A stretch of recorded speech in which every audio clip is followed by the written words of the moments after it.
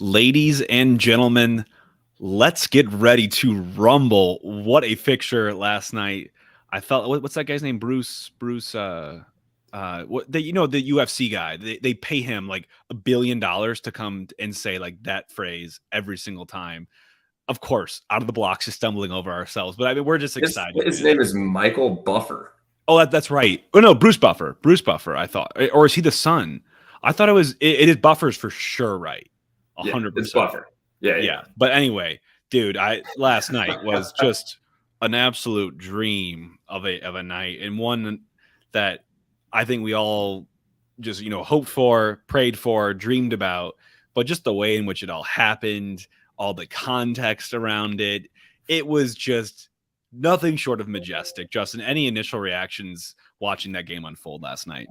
It was unreal, and that's literally just my word. I didn't expect that. I knew that it was going to be an exciting game. I mean, the tifo, incredible. Yes, right here from Michael. That you're not in Kansas anymore. That looks scary. Like just sitting in front of all those fans, the place was absolutely rocking on a Saturday night. 4-0 dub. It was, and then with all the things that we clinched and now having the most expansion wins by an expansion team of 17, it just feels unreal last night.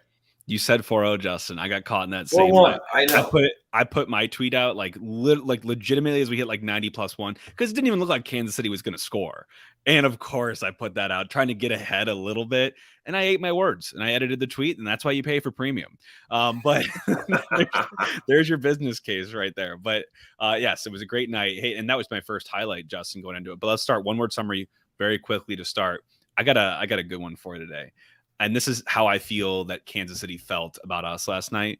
Omnipresent. Dude, we were everywhere. We were in their thoughts, in their dream, in their nightmares, everywhere on the field. Anytime there was a danger in their 18, I feel like we were pouncing on it. Anytime there was a loose touch, a mistake, we were there. And that is what the press in this system, this blue collar way of playing is all about, this energy drink soccer. It was on display in wonderful fashion last night. So my word for the day was omnipresent. I like that, Jake. Look at you really expanding it, and I just go with unreal. So we got to work on my vocab a little bit. I got to reach back out to Julie. But as we get into it, let's talk some highlights. So, I mean, tifo, you're not in Kansas anymore thing, like I already said. It just looks scary. It looked like an absolute scary place to actually play. And I will say, and we started on them pretty hot from the start. In the 6th minute, AZ and the Ditteran combined right there with AZ getting the ball all the way back to their goalkeeper, which I would say just in general, like you said, our press was immaculate. I will say that if we can carry that into the playoffs and with home field advantage, no one is going to want to play in St. Louis. So additionally, then in the 7th minute as well, and he makes a run through with a couple headers to put on an insane effort. Ends up with a volley just about 9 yards out, right at the keeper. I will say you have in here that was right at it. I rewatched it again this morning. He had to it was like he saved with his bicep. Like it was a very quick, like just this save, just to tip it over, but an absolute ripper by Indy. And you start us off with two names that we saw a hell of a lot of, especially in the first half last night. Indy and AZ. I don't know how much time they've shared together on the pitch playing in those positions. In my opinion, I don't think it's much. In those positions they played in last night. And I loved it. I absolutely loved it. They both bring such a different creative spark. I think AZ does a great job carrying the ball, and I think Indy does a great job with some combination play, and some progressive passing. But you also saw Berkey, well into the game last night, very, very early on. He did spill a little cross around the 8th minute, but cleaned it up and then sprayed an 80-yard bomb of a ball into space for Klaus. And again, just we talk about it. I feel like it's been the theme the last couple of weeks, but you're seeing every single game his feet make a huge difference and be the first line of attack for us versus always the last line of defense. And in the 12th minute, and just a general thing for me, what the hell were we watching last night at times in the first half? This team was knocking the ball around like it was nobody's business. I had never seen that from this 11, from anyone on our team continuously, any combination of guys we've played being able to possess the ball in that manner. And yes, it was a matchup where they kind of, Sporting created an atmosphere where that was encouraged, but other teams have done the same and we haven't been able to cope. But last night we were looking like prime age Barcelona at times, tiki-taka, knocking this ball around and creating our own. I literally saw Jack in the comments put tiki-taka right as I was saying it. So crazy. We're connected there. But dude, I mean, Did you see what was unfolding in front of us? We've talked about that being a weakness forever, and all of a sudden last night we went from like weakness to, I would say, fairly competent. To me, it's attributable to the fact that now it's all coming together. We're fully healthy. We have the legs. We had a full week off. We're not doing any of this Saturday, Wednesday, Saturday thing. This is the team that I expect to see in the playoffs now. Everything else throughout the regular season, we've had a great regular season, but now having all of these guys healthy, they're just loving playing with each other. The chemistry is there now because we've had what? We played, how many games we played now, Jake? Like 34. 30. That's our 34th game overall. Yeah. Just the fact that we've had probably 33 different lineups. Now it's actually coming together because these guys can literally just play with anybody. But I will say, you already called it out. Another highlight that we had in 26, it's Indy and AZ again, just making magic. AZ does a lovely turn off a throw in there, finds Indy, who just a Klaus, but it gets cut out there. But just seeing that connection with those two, that was insane. And I agree with you. I feel like we don't usually have them both on the field for an extended part of the game. Usually it's one is in and the other subs in for him, or they both come in as a spark plug. But watching them last night was awesome. Yeah, and then we're going, further around the field at different positions. It was such a great night for a lot of different guys, so that's where you're seeing the difference in these highlights. But Blum had a Grincha in the 28th minute. You don't see that very frequently. That was a sick move, especially for a central defensive midfielder. And then shortly after that same minute, Adeniran, you're seeing him really come to life, especially in this game. And we'll get to some of the better highlights of his, but you could see that he was hungry last night. Also, shout out to Sam. It was his birthday, and he was fighting his tail off for the ball, did a little shoulder ahead of his defender and sprayed a cross in for a corner. We were dangerous from set pieces last night. Obviously, we did get our goal in the set piece as well, and the commentators are talking about it literally as it happened. But it was a dangerous corner kick in the 29th minute, leads to kind of a Klaus, I'd say, kind of cleanup shot after the ball was poorly cleared. Melia made a great save. I mean, one of those where he's late to react because he's late to see it, and he pulls the arm behind him and makes a save while it's going by him. And I mean, wonderful save. Honestly, to me, and we'll get to this, the first half for me was a half of the goalkeepers. Both of them were playing exceptional. I mean, we were not expecting what it was at half. I mean, it was a defensive masterclass from the goalkeepers, just keeping these wonderful opportunities out. Yeah, I feel like that's really the rest of our highlights getting through the rest of the first half. Is Berkey also then had a massive save in the 34th with some big blocks in the 18. I feel like the ball was bouncing. I was getting pretty nervous watching this one right at the end of or getting close to the end of the half, because I felt like they had some good chances and we couldn't get a true clearance out of there. And Berkey absolutely stood on his head, which we know we'll talk on the ones that he made in the second half. But even in the first half, like you said, I think that he played unreal last night. And then additionally, in the 37th, the Dinaran, he just was taking over the game, in my opinion. Just absolutely ended their right back's life on a slide. Oh. He just absolutely took it out. And I will say, not only that, but just with them or with him in the press, with that man's size and speed, I would be crapping my pants if I'm these defenders having the ball on their feet and or on their foot and he's just running right at you. That tackle. I mean, show me a better one this season. Just the amount of physicality that went into that. I felt like I was watching the NFL. It was incredible. And so I haven't seen too many great angles of this, and I really want to see it. I think, Jack, you're in the comments, definitely shoot us that video if you have a good one of it. But to me, I feel like there's a great opportunity here. If you think back to a movie or a TV show, when this guy's literally in the air doing his first rotation of 3 that Dinaran put him through last night, you hit pause and all of a sudden you hear, I mean, this, you're probably wondering how I got here. And this dude, I mean, probably has to consider retiring from the game because he was like a rag doll being tossed around. And then Markinick shortly after getting up in his grill as well, mixing it up. You expect it from a Dinaran because he has the physicality. But a guy like Markinick, I feel like he's becoming our guy that gets under people's skin, and I love it. Now, we always thought that was Jared Stroud, but we didn't get to see him until later on. So glad to see Anthony Markinick, holding up the mantle for now. And I would say, like we talked about this with all the saves in the first half, we had 1.63 XG to their 0.68, and we had 2 big chances that were created there as well. So I would say you have this here, and it was pretty clear on what Casey was trying to do. They were just trying to counter and switch the ball and just try to attack us on. And I do think that is one of our weak spots when we talk about our defense. But otherwise, I don't think that they really, 0.68, I feel like they had a little bit more than that. My thoughts on XG as a whole, Jake. But overall, it was a very fun first half, even though there were no goals, which is not something you can always say. Yeah, and this is not backed up by stats, ironically, but I would say that's probably the most XG we've put together in a half without having a goal to show for it. I mean, 1.63 is like more than I feel like we get mostly in a game.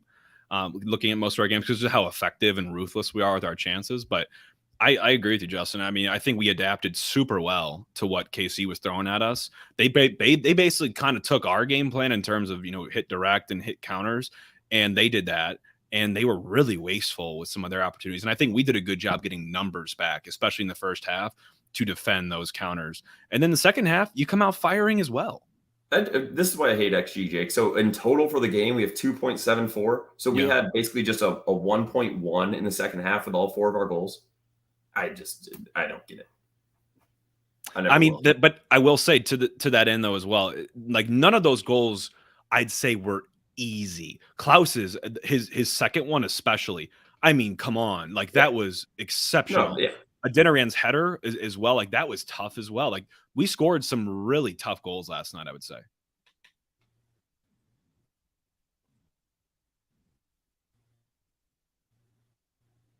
Well, looks like we might. Justin, are you still with us? All right. Well, we're gonna keep going here into the rest of the highlights coming from the second half here. So, Justin, if I think you were back with us, but I think we got disconnected for a second. In the second half, I mean, really, are we having issues? Are you back, Justin? I can't hear you at all. At all.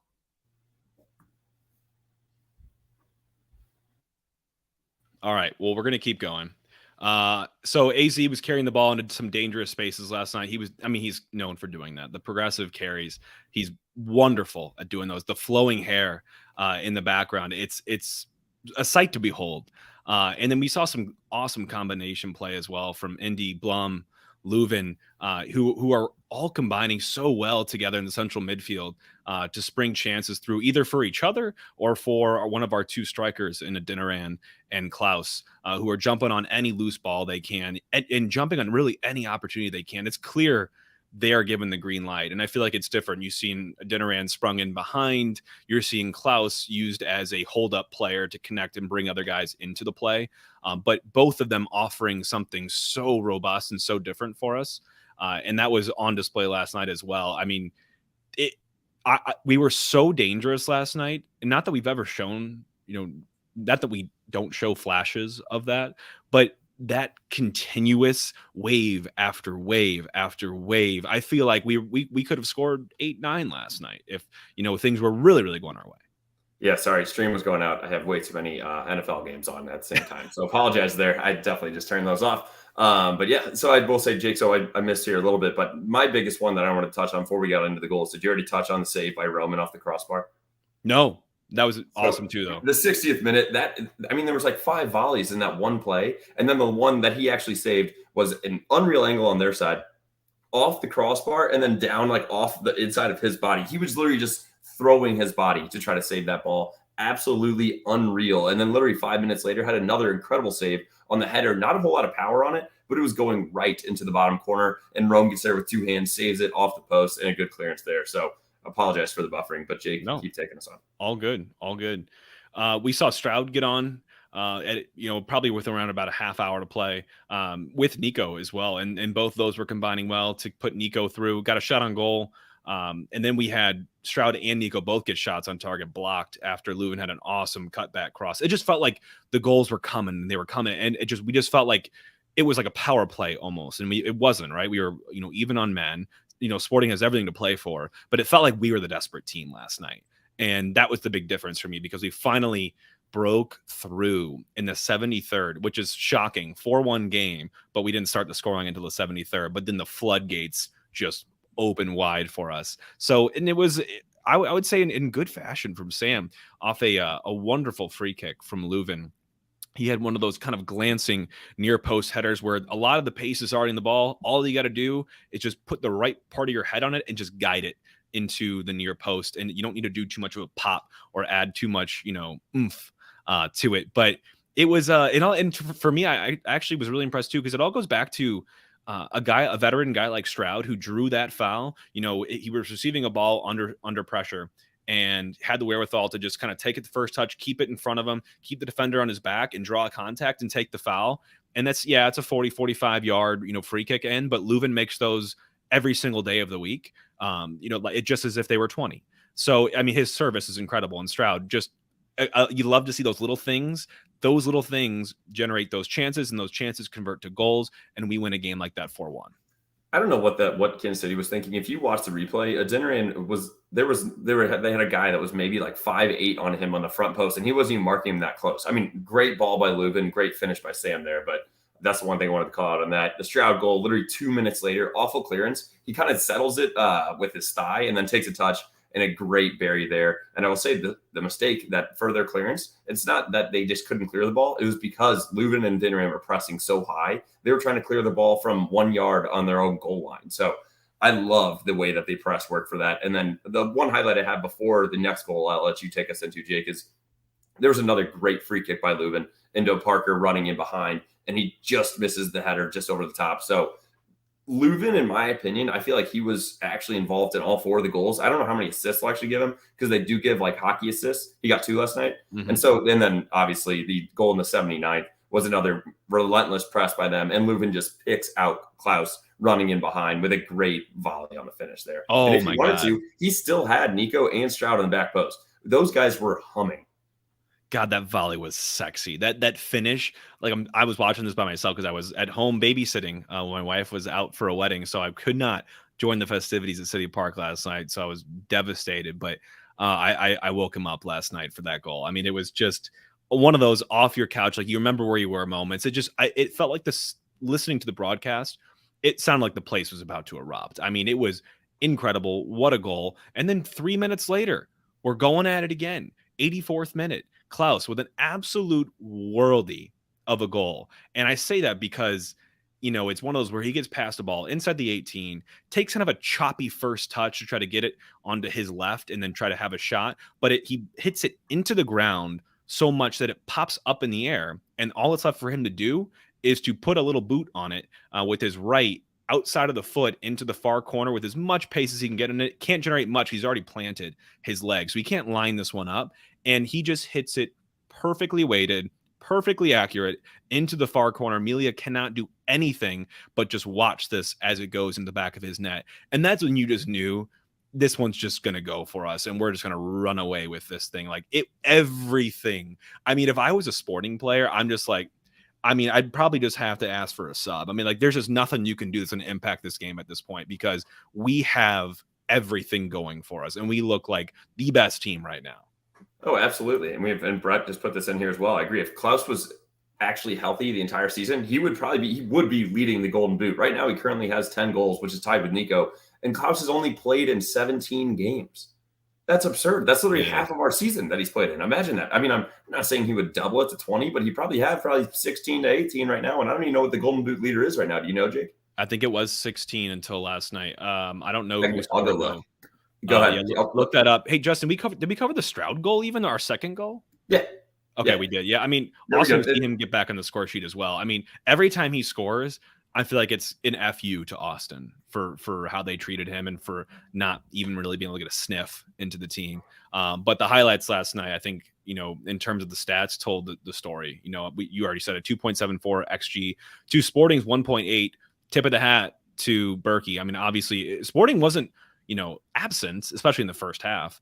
They had some great chances, but Berkey did a lot to keep these out, especially that one off the bar and off his body. Just insane. We had 8 shots on target to their 7, 3 big chances to their 2. And we were pretty close in passing, and that's a lot coming from a Kansas City team that usually likes to do a lot of that. But on the shots categories, all the attacking categories, we absolutely annihilated it with them. They had no yellows, surprisingly. It wasn't a very yellow card physicality game, but there were some off the ball antics that were just enough, I feel like, to really give some actual tangible, not hate, but some bitterness to this rivalry, which I loved to see. And that was courtesy of Adeniran and Markinick, I'd say mostly. But going into lowlights for me, Justin, I really didn't have too much to say here. When we'll get to the late goal, obviously that's a big one for me. But Yeah, there were some there were some theatrics coming from our neighbors out in Kansas. Gutierrez had an awful dive on one of Leuven's challenges. He had a slight bit of contact, huge reaction, like his ankles were chopped out from under him. We had some giveaways and some moments where, if I remember back in the first half, I think like the 34th minute or so, Daniel Shalhoub, and everyone should remember this because it was bad. Parker and Jake Nerwinski just got left in the dust, and it was a good move on Shalhoub, but I mean, just left grasping at straws. Nervy moments, I feel like, in and around the 18 sometimes, and I think we'd have more lowlights, and I'd dwell on those more had we conceded or that first half gone a bit differently, because it very well could have, had we not had the league's best goaltender by far in Roman Berkey. I mean, that's the 58th minute, the one with off the crossbar that he saved just right underneath of basically off his pack. And then also 6 minutes later where he has the header save in the corner. I think they could have easily had 3 goals in this game, which would not have been a surprise to me, and nothing to our defense. Some of those shots were incredible. Like that side volley was literally almost, I would say, a yard off of the baseline where he hit that rip. So Berkey, again, just being unreal for me. And I will say the one thing, and then also Stroud got caught sleeping in the 66 on the back post, getting an open header. But what really upsets me, Jake, and Carnell mentioned this in the postgame, the fact that we gave up another late goal, 90th plus 3. We got caught up going forward. Charlie plays ball to the back post. Hebert was unable to, he was marking relatively tight, but not able to fend him off. And they score that goal. And I will say, I think it was Carnell said specifically, if you go into the locker room right now, you won't see celebrating, because those guys know that we cannot give up late goals like this. Because yes, it's okay for us to do if we're up 4-0 or whatever excuse you want to say, but we shouldn't be giving up any goals, I will say, after the 85th. That should be absolute lockdown time. And giving one up in the 90th plus 3, just to give Kansas City a little spark going into the last 2 games, that upset me pretty much. You could tell it, and I think you said Carnell mentioned it too in the press conference. Like, they were, pretty beat up in the locker room about that, which they should be. I mean, a clean sheet is, the cherry on top, the thing that the defense, can take home and brag about, stick that on the fridge. And God, to blow it in that fashion on an easy goal late in the game, and you're up 4-0 on your rival, you just can't let it happen. You got to kill the game. And kill doesn't mean score more.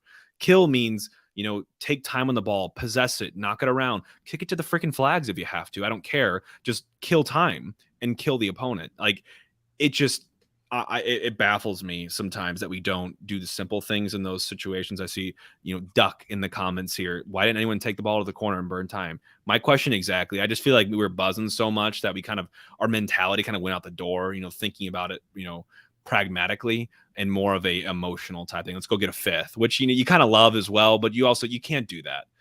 Jake, we're having a couple good questions here. Let's do at the end of this. Let's do it. Answer all the questions. So anybody that's listening live, feel free to throw a comment or a question in here, and we'll take them all right at the end. Because there are a couple good ones in here about MVP and yellow card counts and all of this. So let's take all of those at the end. And Jake, you have a nice little segment in here for us, a little new segment. I do. Since we are partnered now with Soul Juice, by the way, I was just crushing one on the way into the pod here. I was doing some lawn work outside, and it's still kind of hot, man. I just can't wait till we get to the 60s this week. But Soul Juice, we're calling this the soul of the city. So the soul of city last night for me, our best player on the pitch, who I give my flowers to. I'm torn between Klaus and Berkey, but I think I'm going to have to go Klaus, and it's just because we haven't been able to see this all year. Berkey, that performance does not shock me. It was exceptional, and it deserves all the credit in the world. And it's a different game had him specifically, not been in that game for us. But Klaus, the impact that he's made since I really feel like he's gotten up to speed, gotten back to full recovery, and gotten integrated in consistent 90s in the team, his finishing ability, the way he connects us, from the defense to the midfield to up top, his composure on the ball, his flicks and tricks. I mean, he is every bit of an MLS, probably top 5, top 3 striker in my mind. Like, if he plays a full season, we have comments in here, absolutely in the Golden Boot conversation. I mean, what he's done in a limited sample size is exceptional. And I'm gonna have to give my soul of the city to Joao Klaus for this one. My soul of the city is Roman Berkey for me. And I understand why you're going with Klaus, but I'm looking at this now. Berkey leads the league in minutes, leads the league in saves. And last night, he just put on an absolute clinic with some of those saves and pings. The man is incredible with his feet as well. But 2 of those saves we talked about multiple times now, absolute world class. And he's the one that keeps us in these games. Imagine if one of those goes in because that one off the crossbar was before we scored. If we go down 1-0, completely different outlook of the game and how we're playing the rest of that. So for me last night, soul of the city team, Roman Berkey. And then I will say, in Soul Juice, I also crushed one this morning because I was at a charity event in Chicago last night. So a very long morning and evening last night. And you know why I crushed it, Jake?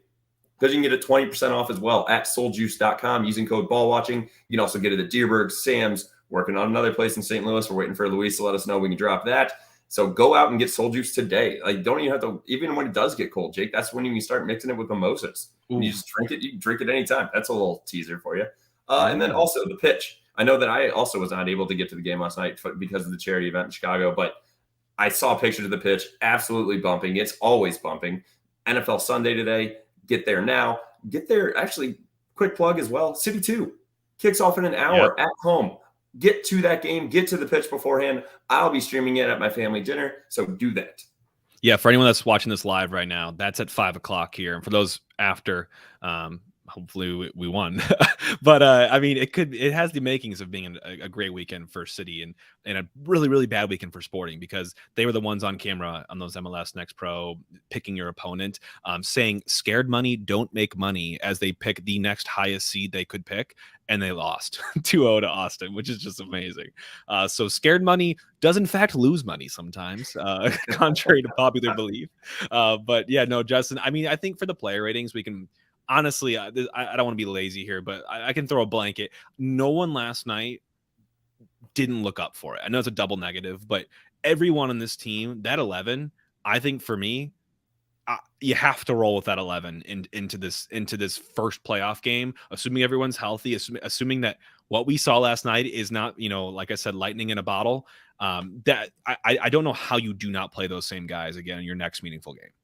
No, I think that's our starting 11. I keep saying I want Nico. I thought AZ still had a great game. I still like him, more of a spark plug. But I mean, with the way that he's able to do the press and the creativity, I think this is your 11. Berkey, A+. I'll give Klaus A+. Everybody else just an A. Actually, Lewis plus as well, because with those 2 assists, he played out of his mind. I think doing so many things off the ball and just directing the game that we talked about, that's not always in the stat sheet, but he's still stuff in the stat sheet as well. So across the board, A for everybody, A+ is for our 3 main guys.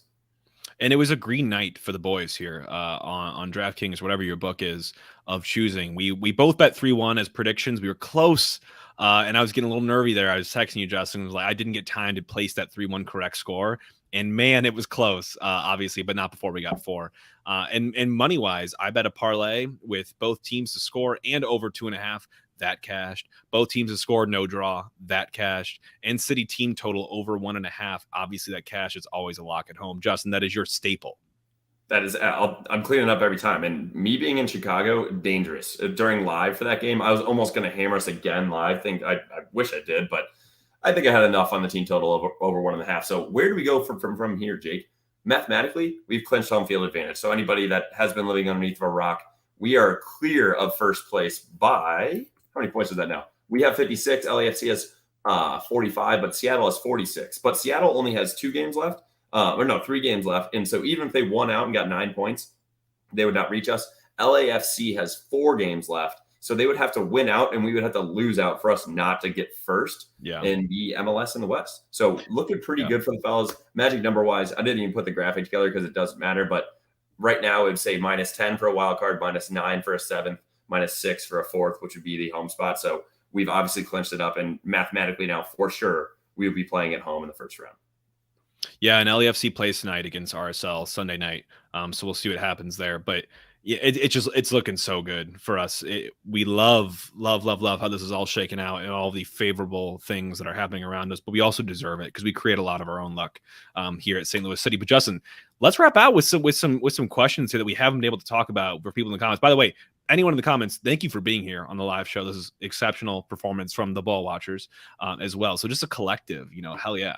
But let's see what else. Michael on YouTube, can we talk about the Klaus jiggle to half volley goal? I'm still salivating.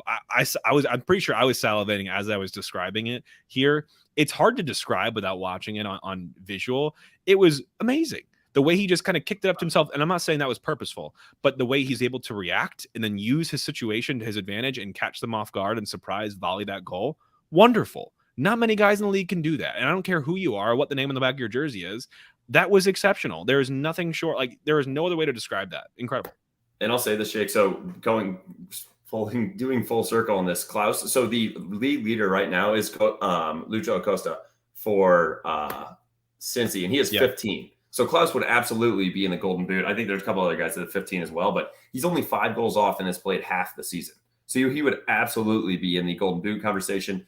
One thing for this, and so I want to say right here, do y'all think that Berkey is going to be in the MVP combo? He obviously thinks he should, but in the rest of the league, I would say yes. I think there was a good response by someone else in here as well, basically saying that they really reserve that. It's a lot easier to give to someone that's scoring. But I will say, I don't know how you don't have Berkey at least in your conversation with this team. No, I agree. I'm not going to add to that. I got another question here from Sean on YouTube. Guys, any insight to the yellow cards in playoffs? Will the card count reset at the beginning? Yes, to your second question. They do reset at the beginning of the playoffs, so there's no worries going into there. And we had another question down here around what's our yellow card accumulation looking like? Unfortunately, that is the work of manual efforts. It's not easy. They don't keep a live count that factors in good behavior subtractions, at least to my knowledge, which would be, first of all, that's ridiculous. Like, you're showing me a number that's not actually the number there. So, like, Parker's 9th yellow, it doesn't mean anything here. I think the next threshold is 11. I wouldn't be shocked to see him, maybe get there, because it's not going to matter for the playoffs, obviously. But in the playoffs, we come back to having yellow cards mean something. So if you get one in round 1 and then one in like the conference semifinal, you are suspended for the conference final. Jake, what I just thought about, though, is the good behavior. The next one is 8. And yes, he has 9, but he probably had good behavior. I wonder if he's going to be out. Yeah, but like, we'd have to go back and look at other 5-game stretches. Has he had more good behavior stretches? Yeah, and so, maybe a little background, people, if you don't already know. The good behavior is if you get a 5-game stretch in the MLS regular season specifically, so take out League Cup, Open Cup, whatever, then you get to knock your card count down by 1. And that's why we're saying it's pretty much a very manual effort. I know for a fact he had at least 1, and now I'm trying to see if he had 2. 1, 2, 3. You keep going. Go to the next question. Yeah. My next question that I had was from Brian on YouTube around, am I the only one rooting for Kansas to make the playoffs? How fun would a 3-game series against them be? I mentioned that on the preview that was like, that was potential, especially if Kansas City won this game. I can't say that I'm rooting for them. I don't want to play them in a round 1 matchup because I just feel like we've lost them obviously away, and I'd rather play someone else. I think there's a lot going on between these teams. We've seen each other 3 times already this season. I think when you get into the 4 or 5s, you've seen a lot and enough to really be comfortable with playing against those teams.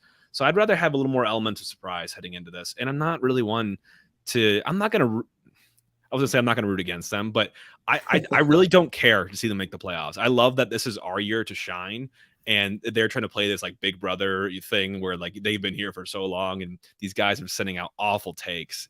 I mean, the fan base has got to be just distraught right now, seeing us celebrating and partying across the state in Missouri. I mean, it's been fantastic. So I cannot say that I'm rooting for them.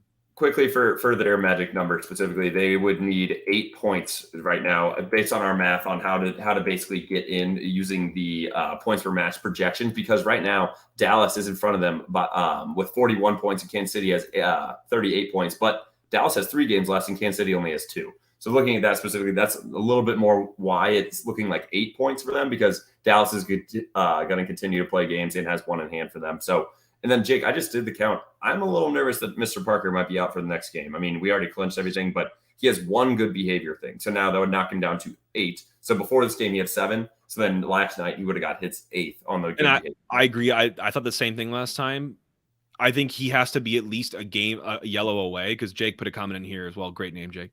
And he said that the only player listed, so the MLS released a disciplinary report, warnings kind of list every single week. And we try to catch that. It's usually not ready in time for our preview, but that tells you who they're watching, because those people are a yellow away from being suspended. And he didn't make that report last week. I do remember that's a great call out, Jake. And I think you have to pop up there for us to be really confident in the answer, because only MLS knows the live count of real yellows. Yeah, can they put that somewhere? I Or don't if know. anybody It's has that, stupid. could you send that to us? Because I feel like Not that's shocked. something that you should definitely be looking out for. It kind of feels like VAR-y a little bit. Yeah, like no with one how really knows. Speaking of that, Jake, we got to get our ref friend on the pod. Yes, we got to get George on. I think we've got some good questions here around yellows and such. But last, we'll kind of end up with Zach had a good comment in here and about Cincy. You know, anyone sees Cincy players celebrating with their fans, so they did clinch the supporter shield last night. It's been a wonderful season from this team, and I feel for them a little bit in that yes, they've had a great record-breaking season, and they've run away in the East, and the East is no small task. But I still think, had it not been for the GOAT arriving to MLS the same year, St. Louis, and we are very biased here, but I do really try to be unbiased. We are absolutely the story of the season. There is just no one that can take that away from us. It's great for Cincy. They've done a great job this season. It looked electric. It looked fun. And I hope to see them soon, because we are one of the only teams that just slapped them. But I mean, I still do think that St. Louis, you've got to be up there in terms of one of the best storylines. I will say, Jake, looking at this, it's pretty insane, especially for us being a storyline, that we are the only team in the East that has clinched a playoff spot. LAFC and Seattle still have not clinched. That's insane. When you look at it, so when you look at I'm looking at the MLS website right now, the Eastern Conference, the top 7 teams have clinched. We are the only team to actually clinch in the West, and that's because Dallas right now Kansas City with 38 points, they could still get, I don't know. I know for a fact that we're the only team that's clinched, and that's really throwing me off. Yeah. That we're literally, 2 or 3 or 4 games for some very few teams away from ending the season, and only Colorado is the only team that's mathematically eliminated. Yeah. It's been a nutty first season, one that kind of makes you worry. It's like, can you really top this? But you know what? I'm not going to worry about that. I'm just going to bask in what's going on right now. Michael, great shout, actually. Before everyone goes, on your way out, as we wrap this up, make sure you slap that like button. Slap it. Just like we slapped Sporting back to Kansas last night. They are not in Missouri anymore. They're back where they come from, in the Kansas. So make sure you hit the like button. Make sure you subscribe to the show as well. We'll be trying to do more of these live shows, especially as we run an absolutely live shows for the playoffs. I mean, no exceptions. It's going to be packed in the room here. And I appreciate you all watching. We've been live on the socials as well, trying to follow these games and getting a lot of love from you all. So we appreciate it. Love you all, our ball watchers. And it's going to be a good week. Good week. We got a Wednesday fixture, a late night against Vancouver.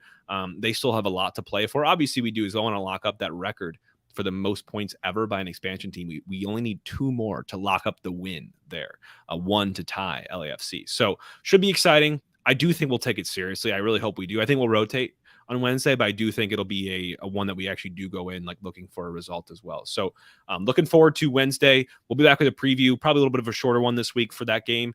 But everyone bask in this. We officially own Sporting Kansas City. Yeah, they filed that trademark for Soccer Capital, but we own Sporting Kansas City now. So it's been a great weekend to watch us, and I'm hoping it's capped off by City 2 here as well. If you're listening to this, hopefully they got the dub.